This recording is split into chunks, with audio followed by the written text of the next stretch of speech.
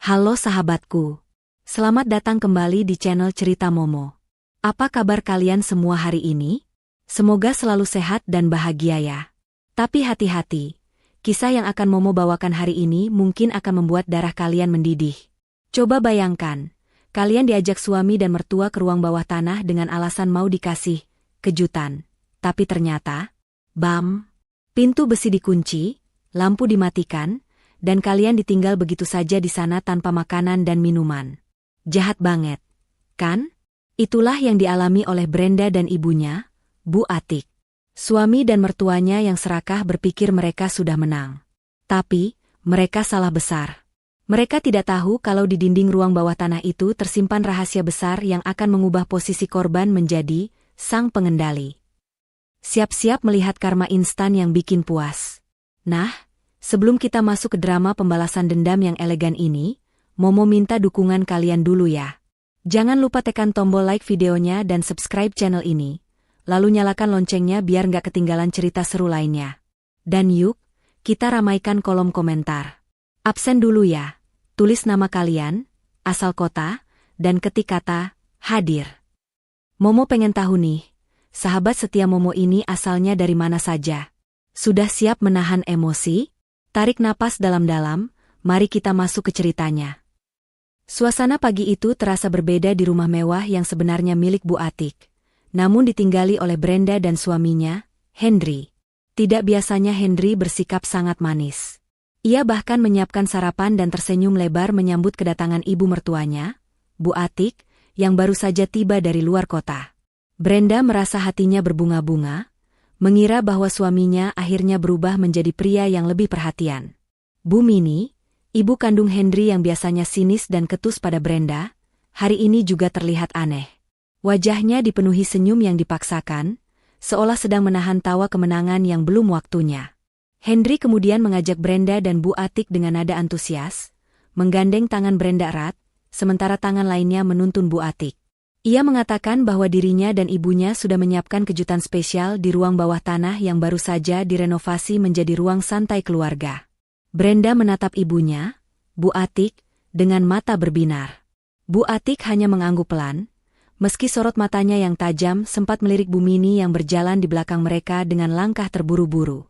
Ada sesuatu yang ganjil, tapi Brenda menepis perasaan itu karena terlalu bahagia melihat keharmonisan keluarga ini. Mereka berjalan menuju pintu kayu jati yang kokoh di sudut lorong belakang, pintu menuju ruang bawah tanah. Saat pintu dibuka, aroma lembab dan dingin langsung menyergap. Tangga beton yang curam membentang ke bawah menuju kegelapan. Henry menyalakan saklar lampu, namun cahaya yang keluar hanya remang-remang. Ia beralasan lampunya belum diganti yang terang, namun menjamin di bawah sana bagus. Mereka mulai menuruni anak tangga satu persatu. Suara langkah kaki mereka menggema di lorong sempit itu. Semakin ke bawah, udara terasa semakin dingin menusuk tulang. Bu Atik mengeratkan syalnya, sementara Brenda merasa genggaman tangan Henry semakin kencang, bahkan sedikit menyakitkan. Saat tiba di dasar ruangan, Brenda bertanya dengan polos mengapa ruangan itu gelap sekali dan mana perabot barunya. Ruangan itu kosong melompong. Dinding betonnya kasar, dingin, dan lembab. Tidak ada sofa, tidak ada televisi, apalagi dekorasi cantik seperti yang dijanjikan. Hanya ada debu dan jaring laba-laba di sudut-sudut ruangan. Tiba-tiba, Henry melepaskan genggaman tangannya dengan kasar. Ia mundur beberapa langkah dengan cepat menuju tangga, tempat Bu Mini sudah menunggu. Wajah manis Henry seketika berubah drastis. Senyum hangatnya lenyap, digantikan oleh seringai licik yang mengerikan. Tatapannya dingin, seolah menatap orang asing yang menjijikkan. Ia berkata dengan nada mengejek bahwa kejutannya bukan perabot baru. Sebelum Brenda sempat mencerna kata-kata itu, Henry dan Bu Mini berlari menaiki anak tangga. Bu Mini tertawa cekikikan, tawa yang membuat bulu kuduk merinding. Brenda berteriak panik mencoba mengejar, berlari menuju tangga. Namun terlambat. Pintu besi tebal di ujung atas tangga dibanting dengan keras oleh Henry. Suara dentuman besi beradu dengan kusen beton menggelegar, memekakan telinga di ruang tertutup itu. Seketika itu juga, lampu remang-remang yang tadi menyala dimatikan dari luar. Bunyi kunci diputar terdengar sangat jelas dalam keheningan yang mencekam. Ruang bawah tanah itu kini gelap gulita. Pekat. Tidak ada secercah cahaya pun yang masuk. Brenda berteriak histeris, meraba-raba dinding dalam kegelapan, berusaha menaiki tangga dan menggedor pintu besi itu sekuat tenaga.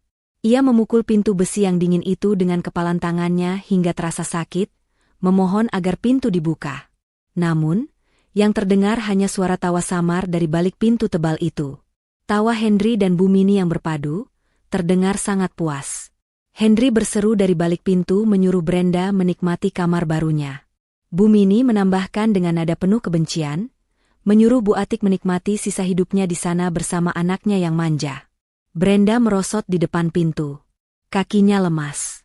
Ia tidak percaya dengan apa yang baru saja terjadi. Suami yang ia cintai, dan mertua yang ia hormati, tega melakukan ini. Air matanya tumpah, membasahi pipinya yang dingin. Ia merasa sesak napas, ketakutan akan kegelapan dan ruang sempit mulai menghantuinya. Ia memanggil ibunya dengan isak tangis ketakutan. Di tengah kegelapan pekat itu, Brenda merasakan sebuah tangan yang hangat dan tenang menyentuh bahunya. Itu tangan Bu Atik. Berbeda dengan Brenda yang panik dan histeris, nafas Bu Atik terdengar sangat teratur. Tidak ada getaran ketakutan dalam sentuhannya. Bu Atik meminta Brenda tenang, dan jangan menghabiskan tenaga untuk berteriak pada orang-orang tuli itu. Suaranya terdengar lirih namun tegas, memecah kepanikan Brenda. Brenda meraba tangan ibunya, mencari pegangan, mengeluh bahwa mereka dikunci dan dibohongi, serta ketakutan akan mati kelaparan di sana. Bu Atik menarik Brenda ke dalam pelukannya, membiarkan anaknya menangis sebentar. Dalam gelap, mata Bu Atik justru terbuka lebar, menatap ke arah dinding terjauh di ruangan itu. Ia tidak terkejut. Sejak awal menginjakan kaki di rumah ini, insting seorang ibu dan pengusaha sukses sudah memberinya peringatan. Ia tahu Henry bukan pria baik-baik. Bu Atik berbisik agar Brenda menghapus air matanya. Ia berkata bahwa Henry dan Bu Mini berpikir mereka sudah menang karena memegang kunci pintu besi itu, padahal mereka bodoh. Brenda terisak, bingung dengan ketenangan ibunya.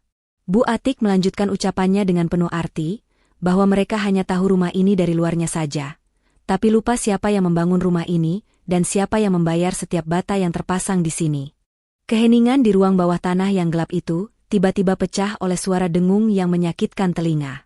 Sebuah cahaya merah kecil berkedip di sudut langit-langit, diikuti suara kresek statis dari pengeras suara tua yang terpasang di sana. Rupanya, Henry ingin memastikan penderitaan istri dan mertuanya terdengar jelas, atau mungkin ia ingin menikmati momen kemenangannya dengan lebih dramatis. Suara tawa Henry terdengar menggema melalui intercom itu, terdengar terdistorsi namun syarat dengan nada ejekan yang menyayat hati. Brenda mendongak ke arah sumber suara, air matanya masih mengalir deras. Ia mendengar suaminya berbicara dengan nada yang belum pernah ia dengar sebelumnya.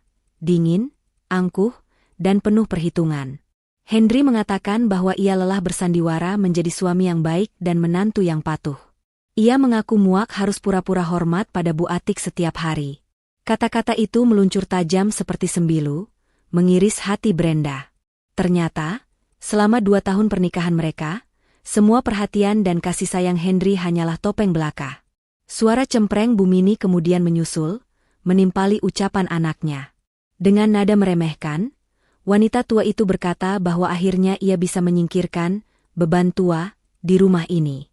Bu Mini menghina Bu Atik sebagai wanita tua yang pelit, karena selalu mengawasi pengeluaran rumah tangga, dan tidak membiarkan Henry memegang kendali penuh atas keuangan keluarga.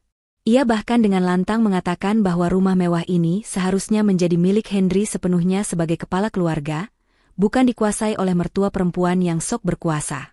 Di kegelapan, Brenda meremas tangan ibunya, tubuhnya gemetar menahan amarah dan kesedihan yang bercampur aduk. Ia berteriak ke arah intercom, bertanya mengapa Henry tega melakukan ini padanya. Namun, jawaban Henry justru membuat Brenda semakin hancur. Pria itu dengan enteng menjawab bahwa ia menikahi Brenda hanya karena aset dan warisan Bu Atik. Ia membutuhkan tanda tangan Brenda untuk surat kuasa pengalihan seluruh aset properti dan perusahaan atas nama Bu Atik kepada dirinya. Henry mengancam, jika Brenda tidak mau menandatangani dokumen yang sudah ia siapkan nanti, pintu itu tidak akan pernah dibuka. Tidak akan ada makanan, tidak ada air, sampai mereka berdua membusuk atau menyerah. Ancaman itu nyata. Henry berkata ia akan membiarkan mereka kelaparan selama beberapa hari untuk melunakkan keras kepala mereka. Bu Mini tertawa lagi, menambahkan bahwa ia sudah tidak sabar ingin menempati kamar utama Bu Atik yang luas dan membuang semua barang-barang kuno milik besannya itu. Mereka berdua di atas sana terdengar seperti orang yang sedang merayakan pesta kemenangan besar, tanpa sedikit pun rasa bersalah telah menyekap dua nyawa di ruang bawah tanah yang pengap. Brenda merasa dunianya runtuh. Ia merasa bodoh karena tidak pernah menyadari niat jahat orang-orang terdekatnya. Ia menangis terseduh-seduh, memohon belas kasihan, bukan untuk dirinya, tapi untuk ibunya yang sudah tua. Namun, permohonan itu hanya dibalas dengan bunyi klik yang mematikan intercom. Sambungan terputus. Keheningan kembali menyelimuti mereka, namun kali ini terasa lebih mencekam karena harapan Brenda pada hati nurani suaminya telah musnah. Berbeda dengan Brenda yang hancur, Bu Atik masih duduk diam di lantai beton yang dingin. Napasnya tetap tenang, seolah ia sedang mendengarkan dongeng anak-anak yang membosankan, bukan ancaman pembunuhan. Dalam gelap, Bu Atik menepuk pelan punggung tangan anaknya. Ia tidak mengeluarkan sepatah kata pun untuk membalas cacian Besan dan menantunya tadi. Ia membiarkan mereka merasa di atas angin. Bu Atik tahu, orang yang terlalu percaya diri cenderung ceroboh. Ia mendekatkan wajahnya ke telinga Brenda, berbisik pelan namun penuh wibawa agar Brenda berhenti menangis sekarang juga. Bu Atik menegaskan bahwa air mata Brenda terlalu berharga untuk ditumpahkan demi laki-laki serakah seperti Henry. Dengan gerakan yang terlatih, meski dalam kegelapan total, Bu Atik mulai meraba dinding di belakang punggungnya. Ia tidak mencari jalan keluar lewat pintu besi yang terkunci rapat itu. Ia mencari sesuatu yang lain. Jemari keriput namun kuat milik Bu Atik menyusuri tekstur kasar dinding bata ekspos di sudut ruangan. Ia menghitung deretan bata dari bawah ke atas, lalu dari kiri ke kanan. Gerakannya pasti, tidak ada keraguan sedikit pun. Brenda yang isak tangisnya mulai mereda, merasakan gerakan ibunya. Ia bingung apa yang sedang dilakukan ibunya di pojok ruangan yang kotor itu. Bu Atik meminta Brenda untuk mundur sedikit, seolah bersiap untuk sesuatu yang besar. Saat Brenda bertanya dengan suara parau apa yang sebenarnya terjadi, Bu Atik hanya menjawab singkat bahwa permainan yang sebenarnya baru saja dimulai. Bu Atik menekan sebuah bata yang sekilas terlihat sama dengan bata lainnya, namun ternyata itu adalah tuas tersembunyi. Terdengar bunyi desisan hidrolik halus, sangat pelan, namun cukup untuk membuat jantung Brenda berdegup kencang. Itu bukan suara pintu besi di atas tangga, melainkan suara dinding di hadapan mereka yang mulai bergerak. Rahasia yang selama ini disimpan rapat oleh Bu Atik, bahkan dari putri kandungnya sendiri, kini perlahan mulai terungkap di tengah situasi hidup dan mati ini. Dinding bata yang kokoh itu bergeser perlahan ke samping, menciptakan celah yang semakin lebar. Suara gesekan batu yang berat namun halus memenuhi ruangan, diikuti oleh hembusan udara sejuk yang beraroma samar seperti ozone dan mesin pendingin udara. Dari celah yang terbuka itu, pendar cahaya biru muda menyeruak keluar, membelah kegelapan pekat yang menyelimuti Brenda dan Bu Atik. Brenda ternganga, matanya membelalak tak percaya. Ia sempat mengira dirinya berhalusinasi karena ketakutan. Namun cahaya itu nyata, menyilaukan mata yang sudah terbiasa dengan gelap. Bu Atik tidak membuang waktu. Ia segera menarik lengan Brenda, menyeretnya masuk ke dalam celah dinding itu dengan langkah cepat. Brenda yang masih linglung hanya menurut, kakinya melangkah ragu melewati ambang pintu rahasia tersebut. Begitu mereka berdua berada di dalam, Bu Atik menekan sebuah panel layar sentuh kecil yang tertanam di dinding bagian dalam. Dinding bata itu kembali bergeser menutup, mengunci mereka dari dalam dengan bunyi klik otomatis yang terdengar jauh lebih solid dan meyakinkan daripada pintu besi karatan di luar sana. Suasana di dalam ruangan rahasia itu berbanding terbalik 180 derajat dengan ruang bawah tanah yang kotor tadi. Ruangan ini bersih, steril, dan sangat modern. Lantainya dilapisi vinil kayu yang hangat, dindingnya kedap suara, dan suhu udaranya diatur pada tingkat kenyamanan yang sempurna. Di tengah ruangan, terdapat sebuah meja kerja panjang melengkung yang dipenuhi dengan deretan layar monitor LED beresolusi tinggi. Lampu-lampu indikator dari perangkat server di sudut ruangan berkedip-kedip ritmis, memberikan kesan futuristik seolah mereka sedang berada di dalam markas operasi rahasia, bukan di bawah rumah tinggal. Brenda menatap sekeliling dengan mulut terkunci rapat, Otaknya berusaha mencerna realitas yang ada di hadapannya. Ia melihat rak-rak besi yang tersusun rapi berisi stok makanan kaleng, air mineral galon, obat-obatan lengkap, hingga selimut tebal. Di sudut lain, terdapat sebuah sofa kulit yang tampak nyaman dan bahkan sebuah kamar mandi kecil yang fungsional. Ini bukan sekadar tempat persembunyian, ini adalah bunker bertahan hidup yang dirancang dengan sangat teliti. Brenda menatap ibunya dengan tatapan asing, seolah ia baru pertama kali melihat sosok wanita parubaya itu. Bu Atik berjalan tenang menuju kursi ergonomis di depan deretan monitor. Ia duduk dengan wibawa seorang ratu yang kembali ke tahtanya. Jari-jarinya menari lincah di atas keyboard yang menyala. Seketika, layar-layar hitam di hadapan mereka hidup serentak. Brenda tersentak kaget. Di layar-layar itu, ia bisa melihat setiap sudut rumahnya sendiri dengan kejernihan gambar yang menakutkan. Ruang tamu, dapur, lorong kamar, garasi, hingga halaman belakang, semuanya terpampang jelas. Ribuan mata kamera tersembunyi yang bahkan tidak pernah Brenda sadari keberadaannya, kini menjadi mata mereka. Bu Atik memutar kursi menghadap Brenda, wajahnya tenang namun sorot matanya tajam. Ia menjelaskan bahwa saat Brenda menikah dengan Henry dan memutuskan untuk membangun rumah ini, Bu Atik sudah menaruh curiga. Naluri bisnisnya yang sudah terasa puluhan tahun mencium gelagat ketidakjujuran dari menantunya itu. Henry mungkin merasa hebat karena ditunjuk mengawasi pembangunan rumah, tapi ia lupa siapa yang menandatangani kontrak dengan arsitek dan kontraktor utamanya. Bu Atiklah yang membayar semuanya. Di belakang punggung Henry, Bu Atik meminta tim konstruksi khusus untuk membangun ruang kendali ini dan menanamkan sistem keamanan tingkat militer yang terintegrasi dengan struktur bangunan. Brenda mendengarkan penjelasan ibunya dengan tubuh gemetar.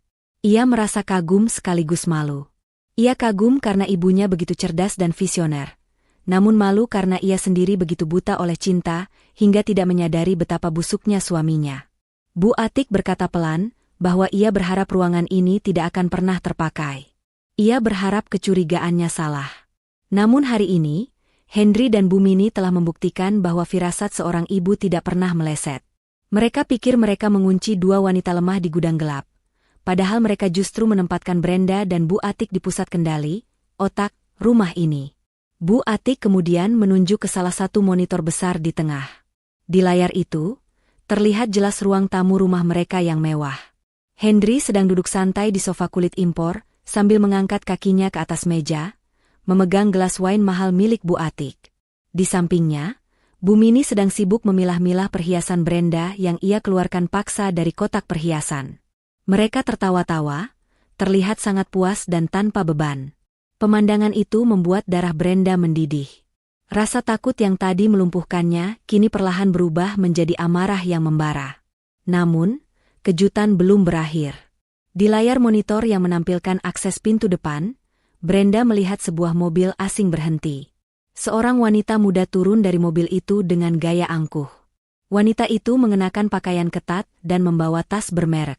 Brenda menyipitkan mata, mencoba mengenali sosok itu. Bu Atik hanya tersenyum sinis, seolah sudah memprediksi kedatangan tamu tak diundang ini. Ia berkata pada Brenda untuk bersiap, karena pertunjukan drama keluarga yang sesungguhnya baru akan dimulai, dan kali ini, Brenda dan Bu Atik memegang kendali penuh atas skenarionya. Di ruang kedap suara itu, Brenda mengepalkan tangannya, matanya terpaku pada layar, siap melihat kehancuran orang-orang yang telah mengkhianatinya. Mata Brenda terpaku pada layar monitor utama, tak berkedip sedikitpun saat melihat pintu depan rumahnya terbuka lebar. Wanita muda yang baru saja turun dari mobil itu melenggang masuk dengan percaya diri, seolah ia adalah nyonya rumah yang sesungguhnya. Namun, pemandangan yang menyusul setelahnya membuat napas Brenda tercekat hebat. Henry, suami yang baru saja mengunci Brenda di ruang bawah tanah, menyambut wanita itu bukan dengan jabat tangan atau sapaan sopan, melainkan dengan pelukan erat dan ciuman mesra di pipi. Pemandangan itu begitu menyakitkan, lebih menyakitkan daripada pukulan fisik manapun. Wanita itu, yang dipanggil Henry dengan nama Vera, tampak manja menggelayut di lengan Henry. Ia tertawa renyah saat Henry membisikkan sesuatu di telinganya. Dari pengeras suara di ruang kendali yang menyalurkan audio berkualitas tinggi, Brenda bisa mendengar setiap kata yang terucap di ruang tamu itu dengan jernih. Henry mengatakan bahwa Vera tidak perlu khawatir lagi karena pengganggu di rumah itu sudah dibereskan. Brenda menutup mulutnya dengan tangan, menahan jeritan pilu yang ingin meledak. Hatinya remuk redam menyadari bahwa pengkhianatan ini bukan baru terjadi sehari dua hari. Yang lebih mengejutkan adalah reaksi Bu Mini. Mertua yang selama ini selalu mencari kesalahan Brenda sekecil apapun, kini justru menyambut Vera dengan wajah berseri-seri. Bu Mini bahkan langsung mengelus perut Vera yang sedikit membuncit di balik baju ketatnya. Dengan suara lantang yang menggema di speaker ruang kendali, Bu Mini memuji Vera sebagai wanita sempurna yang mampu memberikan apa yang tidak bisa diberikan oleh Brenda, seorang cucu laki-laki. Ternyata, Vera sedang mengandung anak Henry. Fakta ini menghantam Brenda seperti palu godam. Selama ini ia dan Henry memang menunda momongan. Namun ternyata itu hanya alasan Henry untuk menyembunyikan perselingkuhannya yang sudah membuahkan hasil. Vera duduk di sofa kesayangan Brenda, mengangkat kakinya dengan tidak sopan, lalu bertanya dengan nada manja kapan ia bisa mulai merombak dekorasi rumah itu. Ia bilang ia benci warna cat dinding pilihan Brenda, dan ingin mengganti semuanya agar lebih berkelas. Henry tertawa, menyetujui semua permintaan Vera sambil menuangkan minuman dingin. Mereka bertiga, suami, mertua, dan selingkuhan, terlihat seperti keluarga bahagia yang baru saja membuang sampah busuk dari kehidupan mereka. Sampah itu adalah Brenda dan Bu Atik. Di dalam ruang kendali yang dingin, Brenda merosot ke lantai. Tangisnya pecah tanpa suara. Ia merasa dirinya sangat tidak berharga. Semua pengorbanan, cinta, dan kesetiaannya selama ini dibalas dengan kekejaman yang tak terbayangkan. Ia merasa gagal sebagai istri, gagal sebagai menantu, dan gagal sebagai wanita. Namun, Bu Atik tidak membiarkan putrinya larut dalam kesedihan terlalu lama. Ia bangkit dari kursinya, menghampiri Brenda, dan memegang kedua bahu putrinya dengan cengkeraman yang kuat. Bu Atik memaksa Brenda untuk berdiri dan melihat ke layar sekali lagi. Ia berkata dengan nada tegas, bukan untuk menghibur, tapi untuk membakar semangat. Bu Atik menunjuk wajah Henry yang sedang tertawa di layar. Ia bertanya pada Brenda, apakah laki-laki seperti itu pantas ditangisi? Apakah air mata Brenda layak keluar demi seseorang yang sedang merayakan penderitaan istrinya sendiri? Ucapan Bu Atik menampar kesadaran Brenda. Benar, menangis tidak akan mengubah keadaan. Menangis tidak akan membuat pintu besi di luar sana terbuka. Bu Atik menarik kursi kosong di sebelahnya dan mendudukkan Brenda di hadapan panel kendali yang rumit. Ia mulai menjelaskan fungsi tombol-tombol yang berderet di sana. Ini bukan sekadar layar CCTV untuk menonton. Ini adalah pusat syaraf dari seluruh sistem smart home yang tertanam di rumah itu. Bu Atik menunjuk satu panel berwarna biru, menjelaskan bahwa itu adalah pengendali suhu sentral atau HVAC. Dengan satu sentuhan jari, mereka bisa mengubah suhu ruangan di atas sana menjadi sedingin kutub atau sepanas gurun pasir, mengabaikan pengaturan termostat manual di dinding. Lalu Bu Atik menunjuk panel lain yang mengatur sistem pencahayaan. Mereka bisa mematikan listrik di ruangan tertentu, membuat lampu berkedip, atau menyalakannya dengan intensitas yang menyilaukan mata. Ada juga panel untuk sistem audio yang terhubung ke speaker tersembunyi di setiap plafon ruangan, yang biasanya digunakan untuk memutar musik latar, namun kini bisa digunakan untuk tujuan lain. Dan yang paling penting, ada tombol merah besar di sudut kanan atas panel yang dilindungi kaca mika.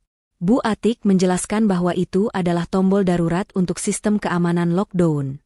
Sekali ditekan, rumah itu akan berubah menjadi benteng tertutup yang tidak bisa ditembus dari luar maupun dalam. Brenda mendengarkan penjelasan ibunya sambil menatap tangan-tangannya sendiri yang gemetar. Perlahan, getaran itu berhenti.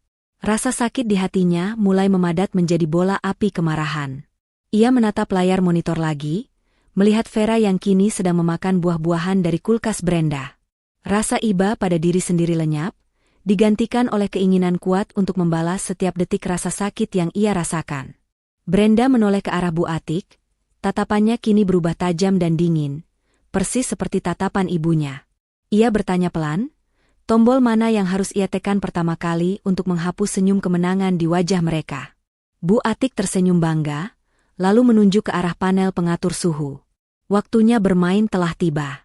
Jari telunjuk Brenda melayang di atas panel kaca layar sentuh yang menampilkan pengaturan suhu ruang tamu. Rasa ragu yang sempat menyelimuti hatinya kini lenyap tak berbekas, digantikan oleh dorongan kuat untuk memberikan pelajaran yang tak akan terlupakan. Di sebelahnya, Bu Atik mengangguk pelan, memberikan izin tanpa kata. Brenda menarik napas panjang, lalu dengan gerakan tegas, ia menggeser ikon pengatur suhu dari posisi normal 24 derajat Celcius, langsung ke angka maksimal 32 derajat dengan mode pemanas aktif. Di layar monitor, efeknya tidak langsung terlihat, namun Brenda menunggu dengan sabar. Di ruang tamu, Vera yang sedang asyik memakan anggur mulai ngibas-ngibaskan tangannya di depan wajah. Ia mengeluh bahwa udara tiba-tiba terasa pengap dan panas. Henry, yang duduk di sebelahnya, awalnya tidak terlalu peduli dan mengatakan mungkin AC sedang menyesuaikan suhu otomatis. Namun, 5 menit berlalu, keringat mulai bercucuran di dahi Henry. Kemeja mahalnya mulai terlihat basah di bagian punggung. Bu Mini yang mengenakan kebaya satin tebal, mulai mengelap lehernya dengan tisu berkali-kali, wajahnya memerah menahan gerah. Brenda tersenyum tipis. Ini baru permulaan. Ia melihat Henry bangkit dengan kesal mencari remote AC di dinding. Henry menekan-nekan tombol remote dengan kasar, namun angka di layar remote tidak berubah. Sistem pusat yang dikendalikan Brenda telah memblokir semua akses manual. Henry membanting remote itu ke sofa, mengumpat kasar tentang kualitas barang elektronik di rumah itu yang menurutnya rongsokan. Ia tidak tahu bahwa kerusakan itu disengaja. Vera mulai merengek. Suaranya yang manja kini berubah menjadi lengkingan protes yang menyebalkan. Ia berteriak bahwa ia tidak bisa tinggal di rumah sauna seperti ini, apalagi dalam kondisi hamil muda. Melihat kepanikan kecil itu memberikan kepuasan tersendiri bagi Brenda. Ternyata, memegang kendali atas kenyamanan orang-orang yang menyakitinya terasa sangat memberdayakan. Bu Atik kemudian menunjuk tombol lain di panel kontrol, lighting scanner. Brenda mengerti maksud ibunya. Saat Henry sedang sibuk membuka jendela lebar-lebar untuk mencari angin, Brenda menekan tombol strobe mode yang biasanya digunakan untuk alarm keamanan. Namun ia atur frekuensinya menjadi lambat dan acak. Lampu kristal gantung yang mewah di tengah ruang tamu tiba-tiba berkedip. Bukan kedipan biasa, melainkan mati total selama 3 detik, lalu menyala terang benderang selama 1 detik, lalu redup kembali. Henry terlonjak kaget. Bu Mini menjerit pelan, mengira ada korsleting listrik yang bisa menyebabkan kebakaran. Suasana di ruang tamu menjadi kacau. Bayangan-bayangan benda di ruangan itu memanjang dan memendek secara drastis karena permainan cahaya yang Brenda lakukan. Vera yang tadi kepanasan kini mulai ketakutan. Ia memeluk lengan Henry, bertanya dengan suara bergetar apakah rumah ini ada penunggunya. Pertanyaan polos Vera itu memancing tawa sinis Brenda di ruang bawah tanah. Tentu saja ada penunggunya, batin Brenda, dan penunggunya sedang menonton kalian dari bawah lantai ini. Bu Mini, yang biasanya sok berani, terlihat mulai gelisah. Ia berusaha menenangkan diri dengan berkata bahwa itu hanya bohlam yang mau putus, karena Brenda pasti membeli barang murah. Bahkan di saat seperti ini, mertuanya itu masih sempat-sempatnya menyalahkan Brenda. Ucapan itu justru menyiram bensin ke dalam api kemarahan Brenda. Tanpa ampun, Brenda melakukan langkah drastis berikutnya. Ia mematikan mode pemanas AC dan langsung membanting pengturan suhu ke titik terendah, 16 derajat Celcius dengan kekuatan kipas maksimal. Perubahan suhu ekstrim dari sangat panas ke sangat dingin dalam waktu singkat adalah siksaan fisik yang nyata. Hembusan angin dingin yang kencang langsung menyembur dari ventilasi udara yang tersembunyi di plafon. Henry yang baru saja membuka kancing kemejanya karena kepanasan, kini tiba-tiba menggigil disergap udara beku buatan. Di layar monitor, terlihat jelas kebingungan di wajah mereka bertiga. Mereka seperti tikus yang terperangkap dalam labirin eksperimen. Henry berteriak memanggil asisten rumah tangga, lupa bahwa ia sudah meliburkan semua pembantu hari ini agar aksi penyekapannya berjalan mulus tanpa saksi. Tidak ada yang datang. Tidak ada yang menjawab. Hanya suara desising angin AC yang semakin kencang dan lampu yang terus berkedip tidak beraturan, seperti detak jantung yang sekarat. Vera mulai menangis, mengatakan perutnya kram karena kaget dan suhu yang tidak stabil. Henry tampak frustrasi, ia mencoba berjalan menuju saklar lampu manual di dinding untuk mematikannya, tapi tentu saja, saklar itu sudah tidak berfungsi.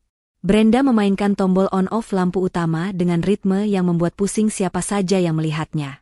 Terang. Terang. Suasana psikologis di ruang tamu mulai runtuh. Rasa nyaman dan kemenangan yang mereka rasakan 10 menit lalu kini berganti menjadi paranoia. Bu Atik kemudian menyentuh bahu Brenda, memberi isyarat untuk berhenti sejenak. Brenda melepaskan jarinya dari panel. Lampu di ruang tamu kembali menyala normal, dan suhu AC perlahan naik ke angka standar. Di atas sana, Henry, Bu Mini, dan Vera terdiam, napas mereka memburu. Mereka saling pandang dengan tatapan bingung dan takut.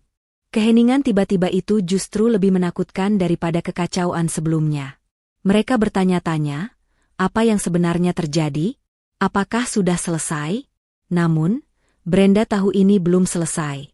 Ia melihat ibunya mengetikkan sesuatu di keyboard. Sebuah jendela baru terbuka di layar monitor utama, audio system control. Bu Atik tersenyum penuh arti. Jika serangan fisik berupa suhu dan cahaya hanya membuat mereka tidak nyaman, maka serangan berikutnya akan menghancurkan mental mereka. Bu Atik memutar kembali rekaman suara yang tersimpan otomatis di server 1 jam yang lalu. Rekaman saat Henry dan Bu Mini merencanakan niat jahat mereka di depan pintu ruang bawah tanah. Jari Bu Atik menunjuk tombol, broadcast all rooms. Giliran suara dari masa lalu yang akan menghantui mereka. Keheningan yang mencekam kembali menyelimuti ruang tamu setelah pesta lampu dan suhu ekstrim tadi berakhir. Henry berdiri terpaku di tengah ruangan, matanya liar menyapu sekeliling, mencari jawaban logis atas kejadian aneh yang baru saja menimpa mereka. Napasnya masih memburu sisa dari rasa kaget dan dingin yang tiba-tiba. Bu Mini duduk gemetar di sofa, memeluk lututnya sendiri, mulutnya komat-kamit membaca doa yang terdengar ironis mengingat kejahatan yang baru saja ia lakukan. Sementara itu, Vera tampak paling terguncang. Wajah cantiknya pucat, tangannya memegang perut, matanya menatap Henry dengan sorot penuh tanda tanya dan ketakutan. Di dalam ruang kendali bawah tanah, Brenda menatap layar monitor dengan dada bergemuruh. Jarinya sudah siap di atas tombol enter yang akan mengirimkan gelombang kejut berikutnya. Bu Atik mengangguk pelan, memberikan isyarat final. Tanpa ragu, Brenda menekan tombol itu. Awalnya, terdengar suara dengungan rendah yang bergetar dari dinding-dinding rumah. Suara itu seperti berasal dari perut bumi, membuat kaca-kaca jendela bergetar halus. Henry tersentak, ia berteriak bertanya suara apa itu. Namun suaranya tenggelam ketika speaker tersembunyi di langit-langit ruang tamu, mulai memuntahkan audio dengan volume maksimal. Suara yang keluar bukanlah musik atau sirine, melainkan suara percakapan yang sangat familiar. Terdengar suara Bu Mini yang cempreng dan penuh kebencian, jernih seolah ia sedang berbicara menggunakan mikrofon tepat di telinga mereka. Biarkan saja mereka membusuk di bawah sana. Dasar orang tua beban dan anak manja tak berguna. Kita ambil hartanya, lalu kita usir mereka kalau sudah jadi mayat. Wajah Bu Mini yang asli di sofa seketika berubah menjadi seputih kertas. Ia menutup mulutnya dengan tangan, matanya terbelalak horor menatap langit-langit. Ia mengenali suaranya sendiri. Itu adalah kalimat yang ia ucapkan tepat di depan pintu besi ruang bawah tanah kurang dari 1 jam yang lalu. Bagaimana mungkin dinding rumah ini bisa merekam dan memutar ulang ucapan jahatnya? Belum sempat mereka mencerna keterkejutan itu, suara Henry menyusul keluar dari pengeras suara, terdengar angkuh dan kejam. Tenang saja, Bu. Brenda itu bodoh. Dia cinta mati sama aku. Begitu dia tanda tangan surat kuasa itu karena kelaparan, aku akan pastikan dia tidak akan pernah melihat matahari lagi. Rumah ini, pabrik, semua aset Bu Atik akan jadi milik kita. Vera, yang berdiri di samping Henry, langsung mundur beberapa langkah. Matanya membelalak lebar menatap pria yang katanya mencintainya itu. Selama ini, Henry bercerita pada Vera bahwa Brenda adalah istri yang jahat, selingkuh, dan kasar, sehingga Henry merasa pantas menceraikannya. Henry tidak pernah bilang soal rencana penyekapan atau pembunuhan perlahan demi harta. Vera memang wanita simpanan yang menginginkan kemewahan, tapi ia bukan kriminal yang siap terlibat dalam kasus pembunuhan berencana. Suara rekaman itu terus berlanjut, memutar tawa jahat Henry dan Bu Mini yang saling bersahutan merayakan kemenangan mereka. Suara tawa itu menggema di seluruh ruangan, memantul-mantul di dinding, menciptakan efek horor psikologis yang luar biasa. Rasanya seolah-olah rumah itu sendiri sedang menertawakan mereka. Henry berteriak seperti orang gila, menyuruh suara itu diam. Ia berlari ke sana kemari mencari sumber suara, memukul-mukul dinding, bahkan melempar vas bunga ke arah speaker yang ia kira ada di sudut ruangan. Namun usahanya sia-sia. Suara itu ada di mana-mana, mengepung mereka dari segala arah. Di tengah kekacauan itu, Vera berteriak histeris. Ia menuding wajah Henry dengan jari gemetar.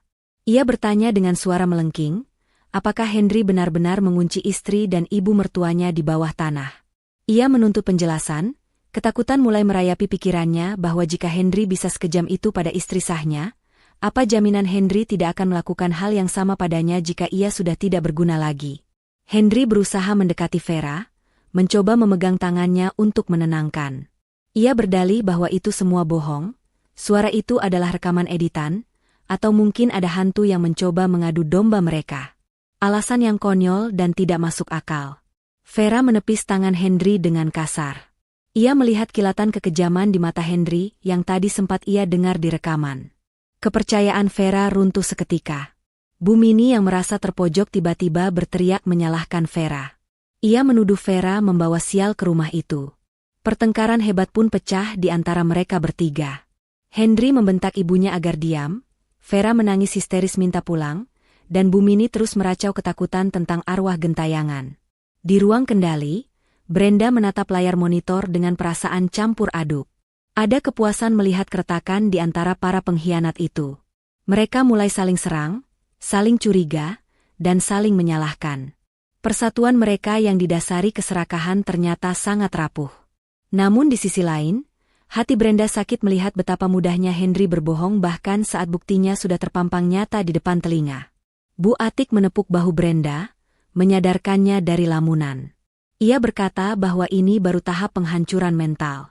Mereka belum sampai pada tahap hukuman fisik yang sebenarnya. Bu Atik menunjuk ke layar monitor yang menampilkan pintu-pintu akses keluar rumah. Ia berkata sudah waktunya untuk memastikan, tikus-tikus, ini tidak bisa lari dari kapal yang akan karam. Brenda mengerti. Ia mengarahkan kursor ke tombol merah besar bertuliskan, lockdown mode. Jarinya menekan tombol itu dengan pasti.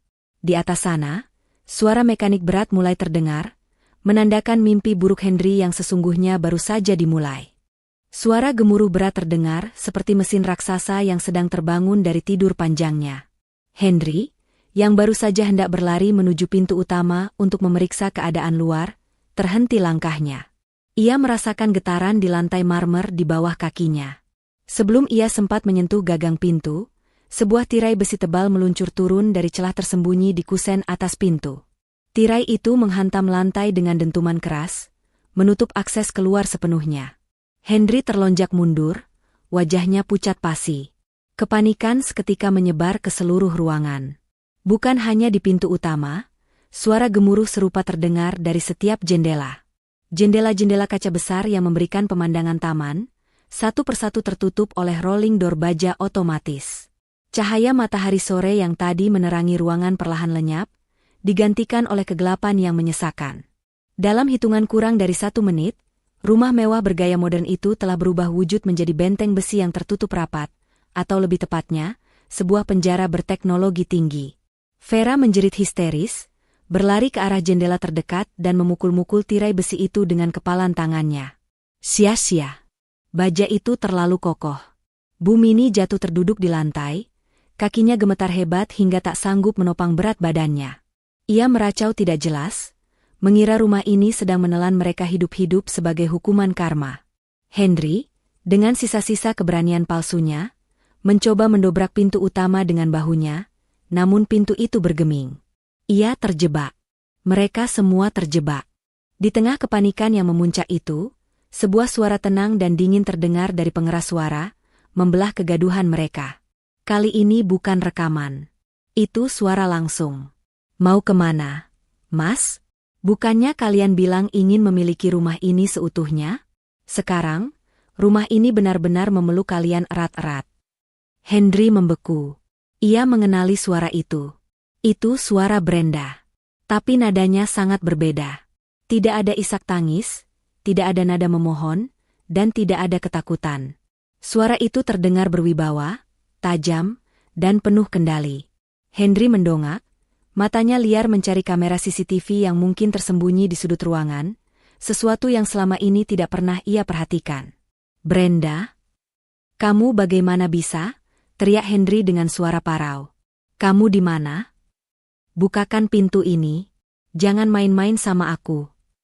Di ruang kendali bawah tanah, Brenda menatap layar monitor dengan tatapan dingin.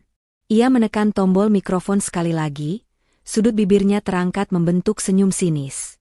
"Main-main? Oh, Mas, aku belajar dari ahlinya. Bukankah kamu yang mengajarkan aku tentang kejutan di ruang bawah tanah? Sekarang, nikmatilah kejutan balik dariku." Henry berlari ke tengah ruangan, berputar-putar seperti orang gila. "Kalian pasti sudah keluar. Kalian di mana? Ibu Atik, keluar kalian." Tiba-tiba, suara Bu Atik terdengar menggema, berat dan penuh otoritas, membuat nyali Henry menciut seketika. "Tidak perlu berteriak, Henry. Kami masih di sini, di tempat yang sama di mana kamu membuang kami. Bedanya, kami duduk di kursi raja, sementara kamu sekarang hanyalah tikus yang terperangkap dalam labirin buatanmu sendiri."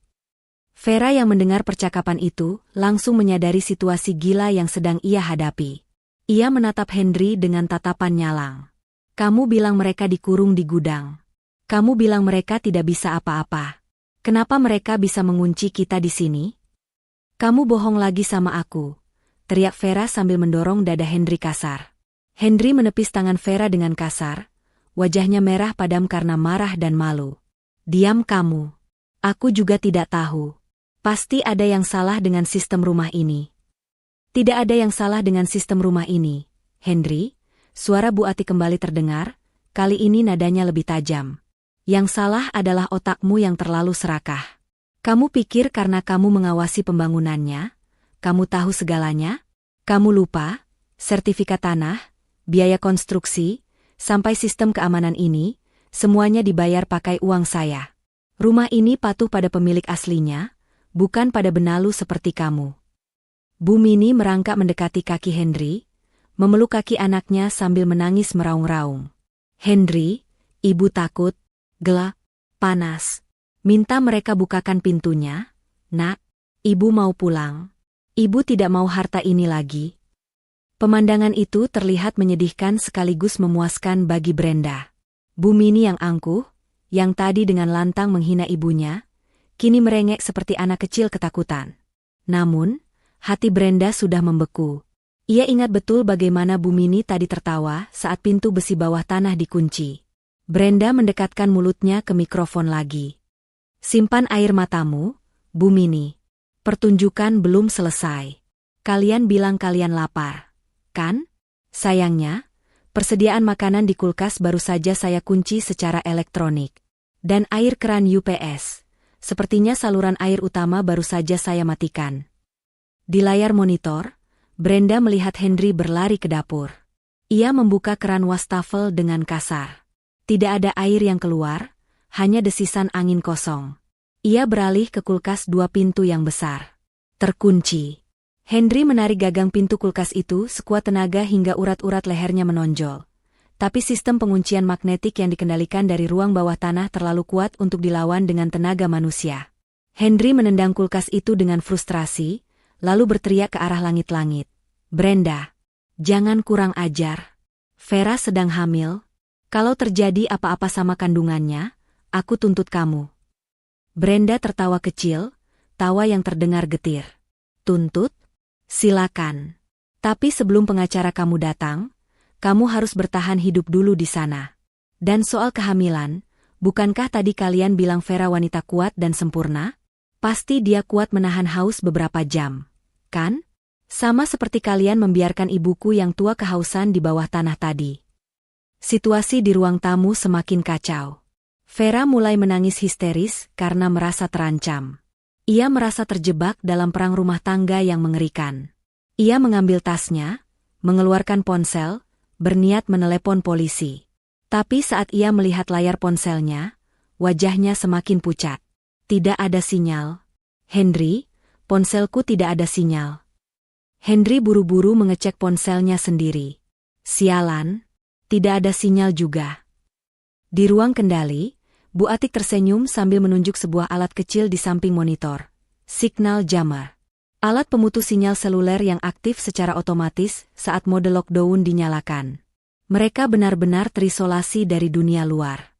Terkurung bersama dosa-dosa mereka sendiri, diawasi oleh mata-mata elektronik, dan dikendalikan oleh dua wanita yang baru saja mereka sakiti. Rumah impian itu kini resmi menjadi neraka pribadi mereka. Waktu seakan berjalan sangat lambat di dalam rumah mewah yang kini telah berubah menjadi penjara besi itu.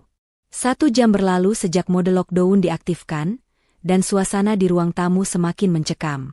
Tanpa sirkulasi udara yang baik karena seluruh ventilasi tertutup otomatis, udara di dalam ruangan mulai terasa pengap dan menyesakan.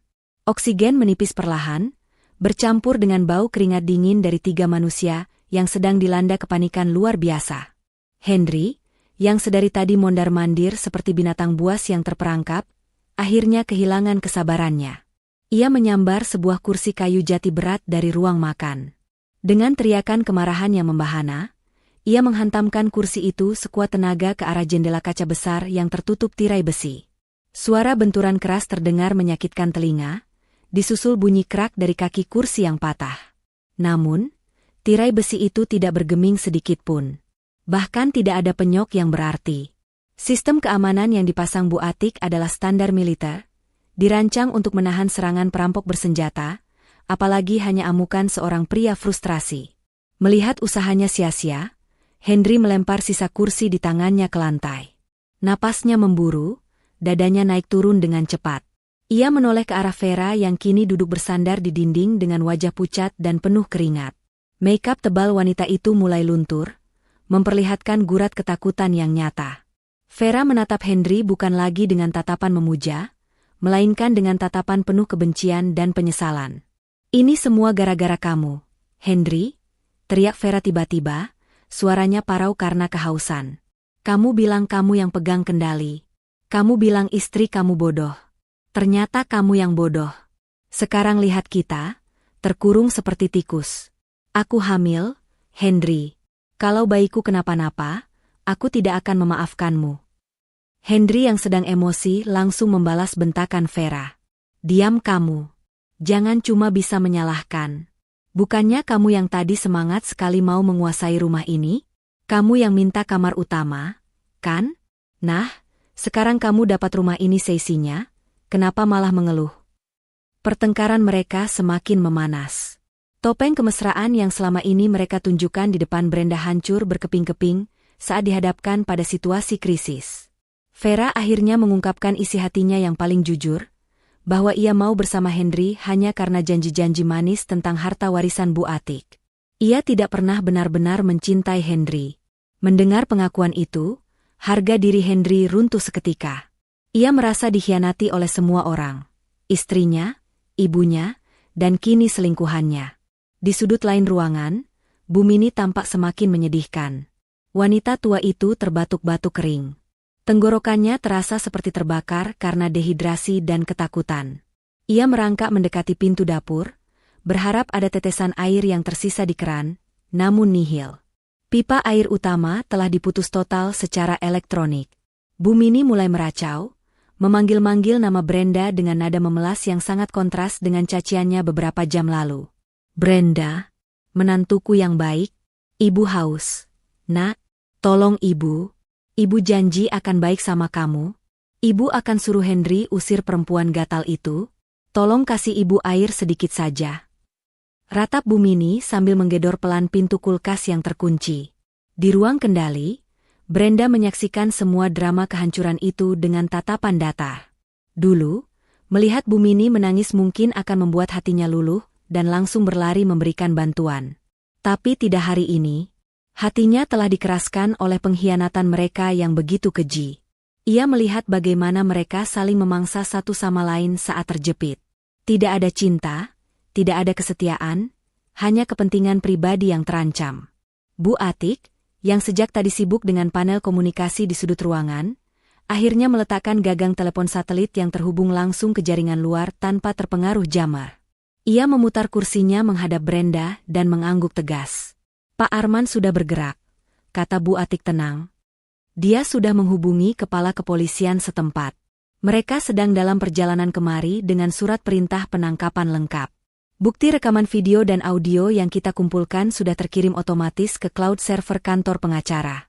Mereka tidak akan bisa menyangkal niat pembunuhan berencana ini. Brenda menghela napas panjang, sebuah beban berat terasa terangkat dari pundaknya. Jadi, kita sudah selesai di sini, Bu? Hampir, jawab Bu Atik. Kita tidak perlu menunggu polisi datang menjemput kita di sini. Kita akan keluar sekarang lewat jalur evakuasi. Biarkan polisi yang menemukan mereka nanti. Sebelum mereka beranjak, Brenda merasa perlu menyampaikan satu pesan terakhir. Ia kembali menekan tombol mikrofon. Di ruang tamu, suara Brenda kembali menggema, menghentikan pertengkaran Henry dan Vera, serta tangisan Bu Mini. Simpan tenaga kalian, suara Brenda terdengar dingin dan final. Tidak ada gunanya berteriak atau merusak barang. Polisi sedang dalam perjalanan. Pak Arman, pengacara Ibu, membawa bukti rekaman niat kalian melenyapkan kami. Siapkan saja alasan terbaik kalian di pengadilan nanti. Mendengar kata polisi dan pengadilan, lutut Henry lemas. Ia jatuh terduduk di lantai marmer yang dingin. Bayangan jeruji besi dan kehancuran reputasi menari-nari di pelupuk matanya. Ia tahu betul kekuasaan dan koneksi yang dimiliki Bu Atik. Jika kasus ini sampai ke hukum dengan bukti sekuat itu, tamatlah riwayatnya. Brenda, tunggu. Kita bisa bicarakan ini baik-baik. Aku suamimu, Brenda. Ingat cinta kita. Teriak Henry putus asa ke arah langit-langit, mencoba memanipulasi perasaan Brenda untuk terakhir kalinya. Suamiku sudah mati saat dia mengunci pintu ruang bawah tanah tadi, balas Brenda tajam. Yang ada di sana sekarang hanyalah orang asing yang mencoba merampok rumahku. Setelah kalimat itu, Brenda mematikan sistem komunikasi satu arah tersebut. Ia tidak ingin mendengar suara manipulatif Henry lagi. Bu Atik berdiri, mengambil tas darurat yang sudah tersedia di rak, lalu mengajak Brenda menuju pintu baja di sisi lain ruangan, pintu yang mengarah ke lorong rahasia menuju garasi tetangga. Sebuah rumah kosong yang juga milik Bu Atik namun diatasnamakan orang lain untuk situasi darurat seperti ini. Brenda menatap layar monitor untuk terakhir kalinya. Ia melihat Henry yang menangis meraung-raung sambil memeluk kakinya sendiri, Vera yang sibuk memukuli dada Henry, dan Bu Mini yang pingsan karena syok. Brenda memalingkan wajah, lalu melangkah mengikuti ibunya. Ia meninggalkan masa lalunya yang menyakitkan di balik dinding-dinding mewah itu, siap menyongsong masa depan baru di mana ia tidak akan pernah lagi menjadi korban. Pintu rahasia tertutup di belakang mereka, meninggalkan 3 manusia serakah itu terkurung dalam kegelapan yang mereka ciptakan sendiri. Lorong beton sempit dan lembab itu berakhir di balik sebuah lemari perkakas besar di dalam garasi rumah sebelah. Bu Atik menekan sebuah tombol kecil di dinding, dan lemari berat itu bergeser otomatis, membuka jalan keluar bagi mereka. Brenda melangkah keluar dengan napas lega, paru-parunya serakah menghirup udara segar sore hari yang terasa sangat manis. Jauh berbeda dengan udara beracun penuh kebohongan di rumahnya tadi. Rumah sebelah ini ternyata adalah rumah kosong yang sudah dibeli Bu Atik setahun lalu menggunakan nama samaran, khusus disiapkan sebagai jalur evakuasi darurat. Firasat seorang ibu memang tidak pernah meleset. Investasi keselamatan ini akhirnya menyelamatkan nyawa mereka hari ini. Di halaman depan rumah kosong itu, Pak Arman, pengacara kepercayaan keluarga yang berpenampilan rapi dan tegas, sudah menunggu dengan wajah cemas. Begitu melihat Bu Atik dan Brenda keluar dengan selamat, bahunya yang tegang perlahan rileks. Tanpa banyak bicara, Pak Arman segera membukakan pintu mobil sedan hitamnya, mempersilakan mereka duduk. Ia menyerahkan botol air mineral yang langsung diteguk habis oleh Brenda.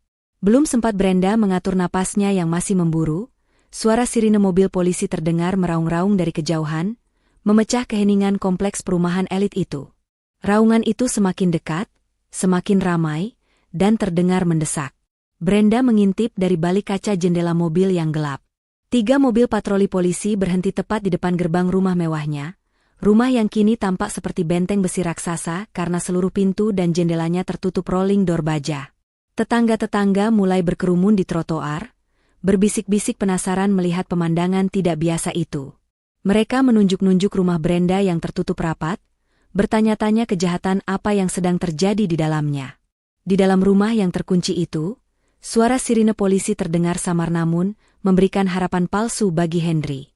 Pria itu, yang tadinya duduk putus asa di lantai, tiba-tiba bangkit dengan mata berbinar.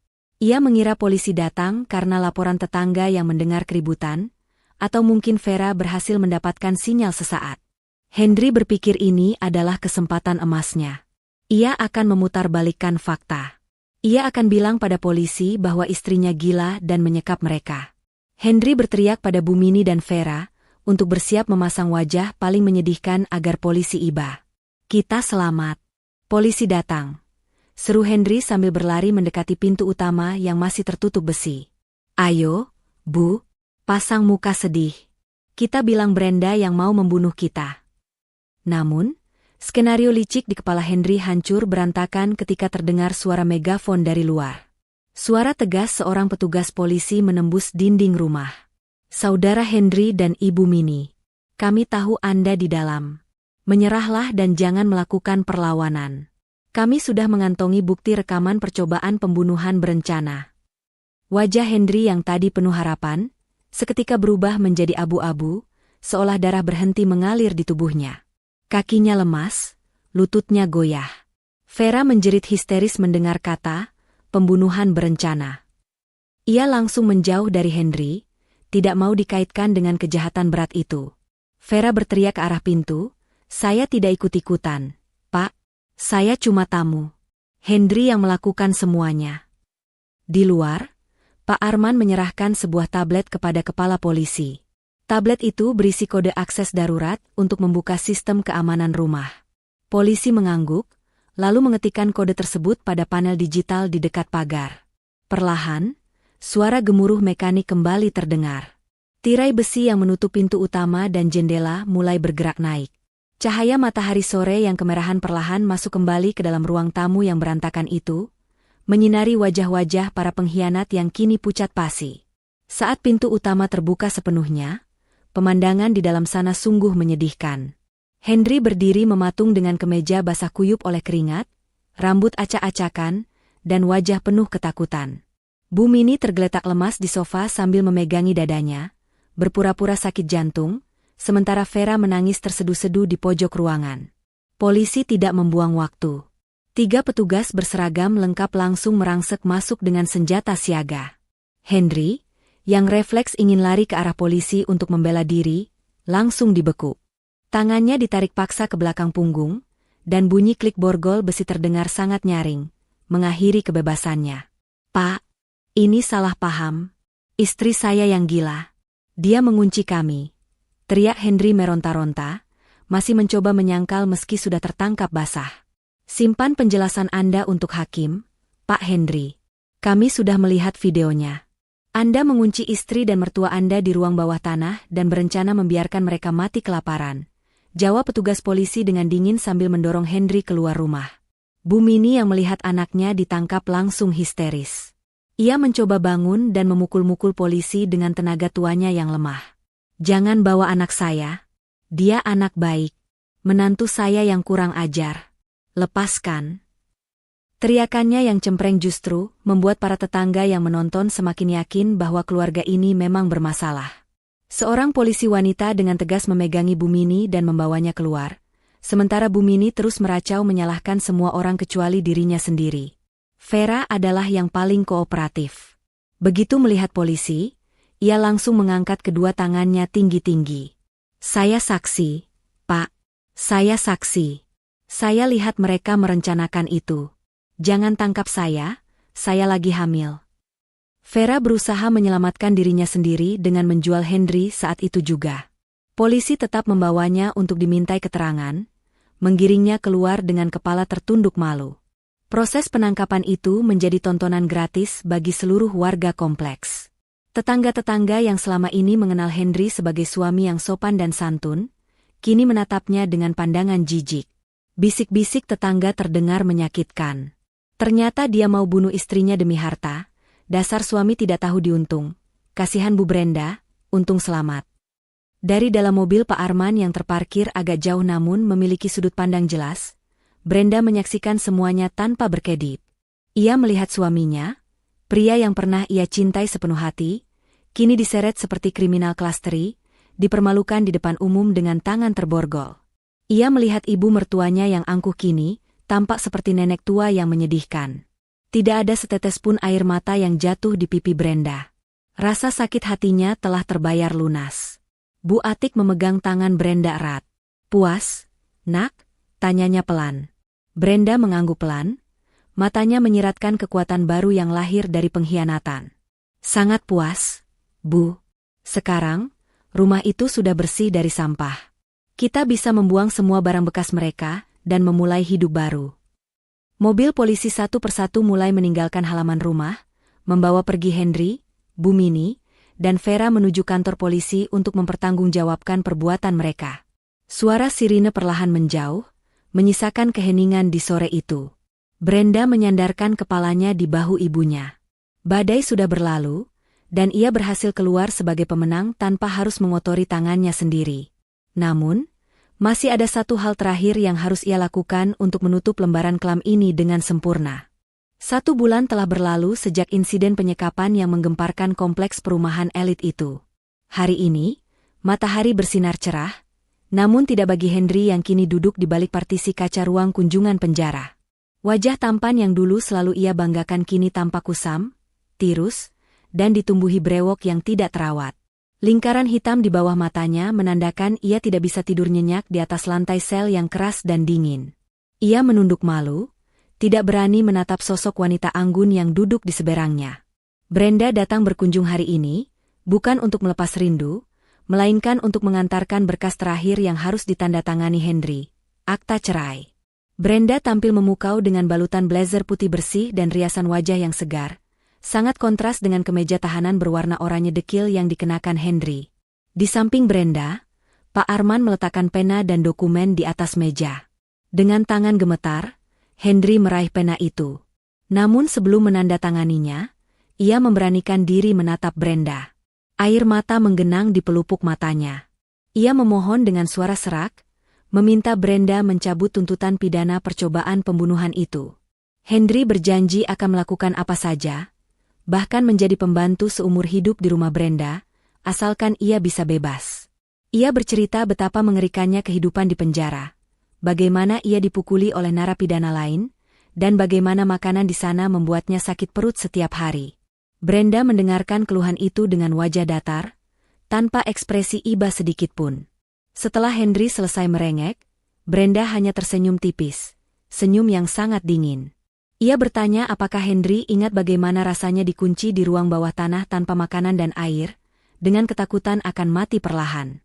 Henry terdiam. Brenda melanjutkan, setidaknya di penjara Henry masih diberi makan walau tidak enak, dan masih bisa bernapas. Jadi, Henry seharusnya bersyukur karena nasibnya masih lebih baik daripada rencana yang ia siapkan untuk Brenda dan Bu Atik dulu. Henry mencoba mengungkit tentang ibunya, Bu Mini. Ia bilang ibunya sakit keras di sel wanita karena syok dan depresi. Henry memohon belas kasihan Brenda sebagai mantan menantu. Namun, Brenda menjawab dengan tegas bahwa Bu Mini sedang menuai apa yang ia tanam. Dokter penjara sudah merawatnya, dan itu fasilitas yang cukup mewah bagi seseorang yang tega menyebut besannya sendiri, beban tua, dan berniat membunuhnya demi harta. Dengan berat hati dan tanpa pilihan lain, Henry akhirnya menandatangani surat cerai itu. Goresan tinta itu resmi memutus hubungan suami istri di antara mereka. Brenda menarik kertas itu dengan cepat, memasukkannya ke dalam tas kulit mahalnya. Sebelum pergi, Brenda memberikan satu kabar terakhir yang membuat Henry semakin hancur. Ia memberitahu bahwa mobil sport kesayangan Henry sudah dijual, dan uangnya disumbangkan ke panti asuhan atas nama Bu Atik. Baju-baju branded Henry juga sudah dibakar. Di dunia luar, jejak eksistensi Henry sudah dihapus total. Henry meraung, memukul kaca pembatas, berteriak memanggil nama Brenda saat petugas menyeretnya kembali ke sel. Namun Brenda tidak menoleh sedikitpun. Ia berjalan keluar dari gedung penjara dengan langkah ringan, seolah beban ratusan kilogram baru saja terlepas dari pundaknya. Di parkiran, Bu Atik sudah menunggu di dalam mobil baru mereka. Brenda masuk dan memeluk ibunya erat. Bu Atik mengelus rambut putrinya dengan sayang, bangga melihat transformasi Brenda dari wanita yang penurut dan naif menjadi wanita tangguh yang tak terkalahkan. Bu Atik bertanya tentang kabar Vera. Brenda menjawab bahwa Vera sudah menjadi saksi kunci yang memberatkan Henry di pengadilan demi mendapatkan keringanan hukuman. Sekarang wanita itu hidup luntang-lantung, dikucilkan oleh keluarganya sendiri karena aib hamil di luar nikah dengan suami orang yang kini dipenjara. Vera harus berjuang sendirian membesarkan anak tanpa ayah dan tanpa harta warisan yang ia impikan. Mobil mereka melaju meninggalkan area penjara, menuju ke sebuah proyek pembangunan gedung baru. Itu adalah kantor cabang baru perusahaan Bu Atik, yang nantinya akan dipimpin langsung oleh Brenda. Tidak ada lagi drama, tidak ada lagi air mata, dan tidak ada lagi pengkhianatan. Sore harinya, Brenda duduk di balkon rumahnya, rumah yang dulu menjadi saksi bisu kejahatan suaminya. Kini rumah itu sudah direnovasi ulang. Warna cat dinding sudah diganti, perabot bekas Henry dan Bu Mini sudah dibuang, dan sistem keamanan ruang kendali di bawah tanah sudah diperbarui. Brenda menyeruput teh hangat sambil menikmati matahari terbenam. Ia tersenyum puas. Balas dendam terbaik ternyata bukanlah dengan menyakiti fisik mereka secara langsung, melainkan dengan membiarkan mereka melihat kita hidup bahagia, sukses, dan gemilang tanpa kehadiran mereka, sementara mereka membusuk dalam penyesalan yang tak berujung. Brenda Atikah, sang pewaris tunggal, kini benar-benar telah kembali bertahta di istananya sendiri. Pesan moral, keserakahan terhadap harta yang bukan hak kita hanya akan membawa kehancuran. Jangan pernah meremehkan ketulusan dan kesabaran seorang istri atau ibu, karena di balik diamnya, tersimpan kekuatan besar yang mampu membalikkan keadaan. Ingatlah, karma tidak pernah salah alamat. Apa yang kita tanam, itulah yang akan kita tuai dengan cara yang paling menyakitkan.